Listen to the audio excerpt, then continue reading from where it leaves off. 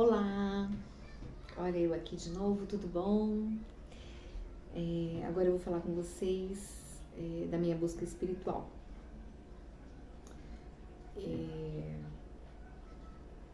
Quando eu era pequena, minha mãe ia em centro espírita, então eu passei uma parte da minha vida indo em centro, mesmo que às vezes eu não me identificasse, não quisesse, minha mãe forçava, falava não, você vai e tal. Acho que preocupação de mãe, né? Para que eu tivesse um caminho. Mas eu não me identificava e ficava aquela coisa, né? Aí eu resolvi começar a buscar. Então eu conversava com alguns amigos na adolescência, mas eles ficavam assim, imagina que, sabe, que piração, porque eu ficava, nossa, como foi feito o universo? Será que Deus existe? Eu tinha muitas questões. Eu acho, gente, que é normal isso. As pessoas parecem que têm até medo de discutir esse tipo de assunto. Algumas, né? Pelo menos que eu conversei. E aí, o que aconteceu? Minha mãe viu que eu não queria iniciar, então ela falou, bom, então você vai... Tinha uma igreja na minha rua, igreja católica, até tinha, na época era o Padre Gino, que era muito engraçado ele. Minha mãe me matriculou para fazer a catequese. Minha catequista era a Dona Rosa, que era uma gracinha, muito fofa. Mas, sinceramente, não lembro praticamente de nada que eu vi naquela época.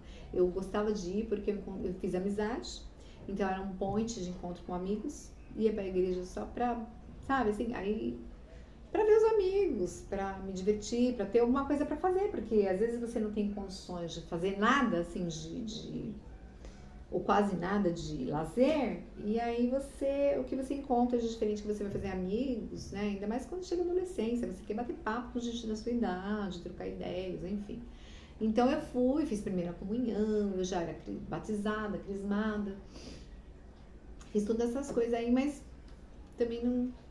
Então, quando chegou a fase adulta, e eu sempre questionando, e de repente eu engravidei, casei, e aí eu sempre questionando, fui fazer faculdade de ciências físicas e biológicas. Pronto, peguei um professor Pablo na época, nossa, ele parece que ele tirou uns parafusinhos que tinha assim na minha cabeça e aí desmontou minha cabeça. Aí minha cabeça ficou aberta, caiu tudo. Porque eu fiquei perdida. Eu falei, gente, quando ele começou a falar das provas científicas, que é totalmente contra tudo que está escrito na Bíblia, eu falei, gente, como assim? Então eu fiquei muito assim, pirei, né? Eu pirei. E aí eu lembro que tinha gente na minha sala que era evangélica e tava super revoltada, mas eu tava assim, querendo saber o que era tudo aquilo, né?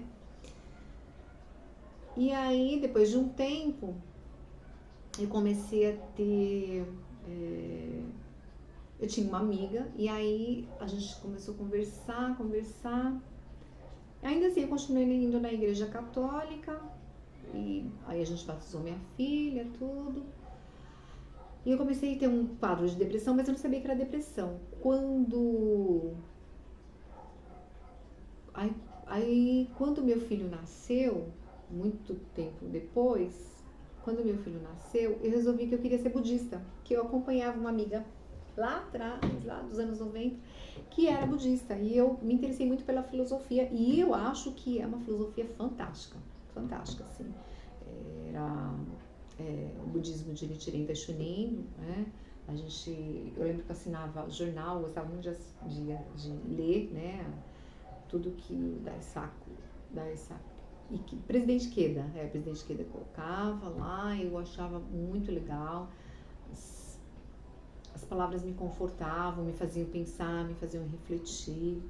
Os encontros eram muito bons, eu cheguei a aprender a fazer a sutra. Eu tinha consagrado Gohonzo, eu tinha meu oratório, e eu fiquei assim 5 anos no budismo. Mas eu continuei achando que a minha busca não tinha terminado, então acabei entregando Gohonzo. Minha amiga acho que deve ter ficado muito chateada comigo, mas eu sou muito grata a ela porque eu aprendi muita coisa. Não desprezo, só que eu achei que não era mais a minha praia. Então eu desisti. E aí vim de oratório, entreguei o Gohonzo e continuei minha busca e passei por muitas turbulências, me separei. Enfim, aconteceram muitas coisas na minha vida e eu lembro até um dia que eu tive uma cólica renal muito forte, que era uma dor assim, que eu lembro que no hospital eles tinham me dado tramal e eu não parava de vomitar e não fazia efeito, e aquela dor era infernal, porque eu tive parto normal, eu achei que era pior que um parto normal. Eu ficava, Deus, por que você tá fazendo isso comigo? Que castigo! Porque ainda tinha aquela ideia que Deus era castigador. Hoje eu já não acho nada disso, mas na época eu falava, por que você tá fazendo isso? Só porque eu fui budista? Você tá me castigando? Não, né? Até você entender tanta coisa, a gente sofre tanto, né? E aí, um belo dia eu sonhei, porque sempre eu tenho muitos sonhos, né? E um belo dia eu sonhei que era pra eu me batizar. Eu já ia nessa, porque assim, eu fiz amizade com uma pessoa assim muito especial, que a gente até se chama de Mana, né? Ela foi um tempo pastora, depois saiu da igreja, uma pessoa alegre, inteligente, enfim, maravilhosa. Me ajudou muito, ela me ajudou numa busca na internet, atrás de família, que foi incrível. É uma pessoa maravilhosa.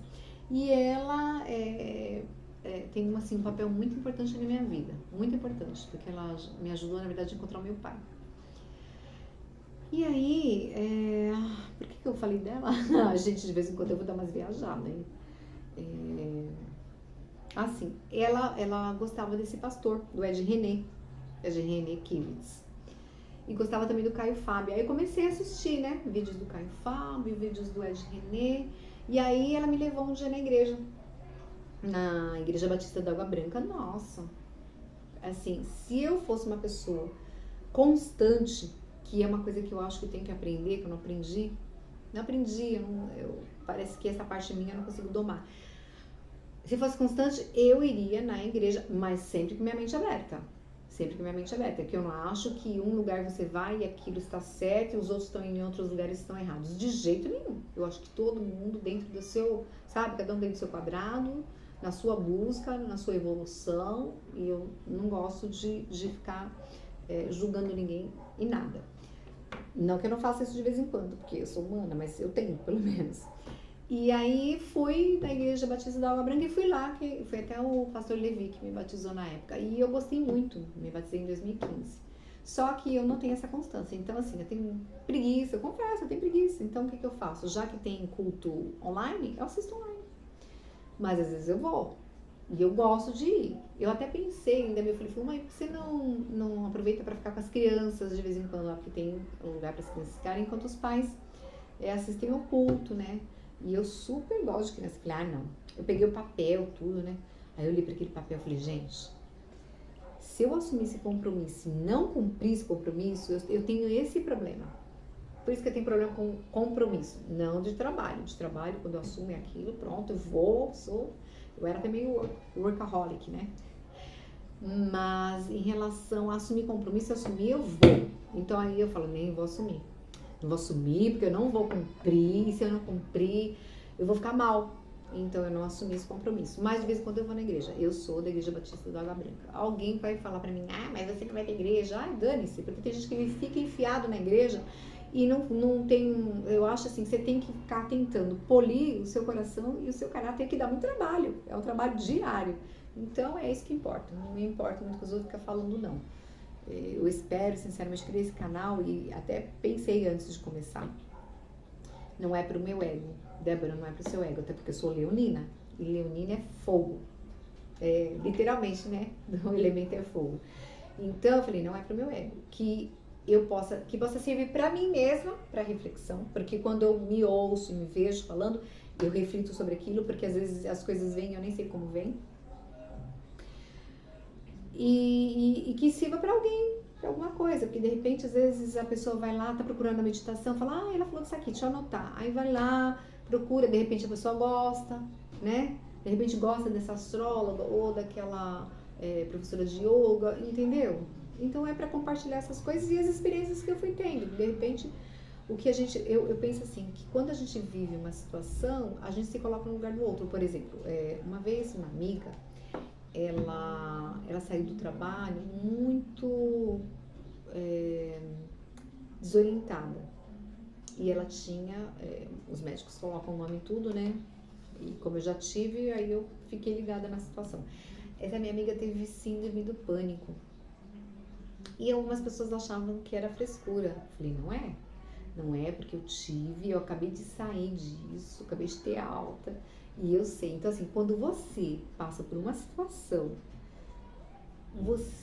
quando você olha outra pessoa passando pela mesma situação, você não tem só empatia, você entende o que aquela pessoa está passando. Aí você fala, puxa vida, como será que eu posso ajudar a pessoa? Porque quando a gente está numa situação assim, principalmente quando é algum tipo de situação assim, uma depressão, uma síndrome do pânico, você fica assim, você fala, nossa, parece que aquilo não vai passar. Então, não adianta ninguém falar assim, olha, tem que buscar Deus, vai na igreja, vai no psicólogo, vai no psiquiatra. Você até vai atrás das coisas, você vai. Mas você se sente impotente e você acha que aquilo não vai passar. Mas vai passar, e passa. Mas é um trabalho, né? E aí a gente entende melhor o outro quando a gente passa pelo problema, né? Enfim. Nossa, o vídeo tá longo de novo, eu vou só falar mais um assunto, tá bom, gente? Eu quero falar sobre o Ho'oponopono. Eu já tinha escutado sobre o Ho'oponopono há muito tempo. E o Ho'oponopono, ele serve para limpeza de memórias. A pessoa que eu indico para falar sobre o Ho'oponopono, que é uma pessoa maravilhosa, que eu maratonei, eu não assisti todos, mas assisti uma boa parte dos vídeos dela. Eu a sigo no YouTube, eu a sigo no Instagram. É a Silvia Sayuri Morita. Ela é fantástica. E ela traduziu uma entrevista do Dr. Hugh Lane. E se eu não me engano, foi ela que indicou também o livro para eu ler, que se chama Limite Zero. Quem escreveu foi Joe Vitale e ele teve convivência direto com o Dr. Hugh Lane. Então, assim, se você se interessar em saber o que é Ho'oponopono, se você quiser, se você estiver pronto para isso, porque se você não estiver pronto, tá tudo bem também, mas se você estiver pronto, se você estiver com a mente aberta, se você quiser saber, você vai pesquisar a Silvia Sayuri Morita, você vai pesquisar, se você quiser, você leia o livro Limite Zero, ele tem muitas indicações de ferramentas de limpeza que você pode usar para limpar essas memórias que nós trazemos, mas aí você tem que estar aberto, porque, gente, crença, cada um tem a sua, né? Então, não tô querendo enfiar nada na goela de ninguém, eu só tô compartilhando, se a pessoa quiser, é só uma dica, né? E aí, você vai pesquisar, vai ler, vai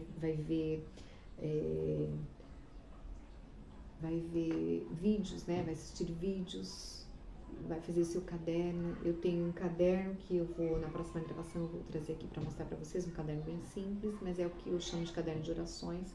Como eu sou uma pessoa eclética, não só com música, com comida, eu sou uma pessoa assim que eu gosto de experimentar tudo, né? Nem sou geminiana, né? Sou leonina, mas a minha Vênus é em Gêmeos, né? Enfim, e aí, depois na próxima eu quero falar sobre outras ferramentas e eu quero mostrar esse caderno de orações, que inclusive algumas orações que a Silvia deixa disponível, dá para você imprimir e colar, né? Por exemplo, a prece de purificação, e outras preces que ela deixa disponíveis, né? Outras preces que ficam disponíveis lá e você pode imprimir e fazer seu caderno de oração, que eu acho que o caderno de oração é uma coisa bem legal para quem fica assim, nossa, eu já passei muito por isso, assim, ai, como que eu faço oração? Como que eu oro? Então, assim, eu converso bastante com Deus. Mas às vezes eu acho que fica uma coisa meio distante se eu acredito que Deus está presente em mim, está dentro de mim. E aí eu cultivo as orações em geral. Então, por exemplo, no meu caderno eu tenho oração celta, eu leio todo dia Salmo 23, dois salmos que eu gosto muito, 91 e 23, mas o 23 eu leio todos os dias. Eu faço oração para os antepassados, eu faço oração do perdão. Então, assim, tem muita coisa legal no caderno de oração, que é uma coisa que eu deixo também de sugestão para vocês, se vocês quiserem ter um caderno de oração. Mas se vocês tiverem realmente curiosidade, pesquisem, a Silvia com Y. Silvia, o I. Primeiro é Y, depois é I, tá? Silvia Sayuri Morita. E também, se vocês quiserem saber alguma coisa sobre o livro Limite Zero, né? Escrito pelo Joe Vitale, também é bem legal, muito bacana. Bom, eu acho que é isso. Tem algumas coisas que eu quero falar, mas vai ficar para a próxima. E tem um caderno de preces também. É isso. Então, eu tiro e ponho óculos porque eu enxergo de longe, eu enxergo de perto. De longe eu tenho um pouquinho de dificuldade, mas é bem pouquinho. Mas de perto eu enxergo mais ou menos. Tá bom? E aí tem um monte de gente aqui que eu vou querer indicar para vocês de outras ferramentas de autoconhecimento, tá bom? Então, até lá!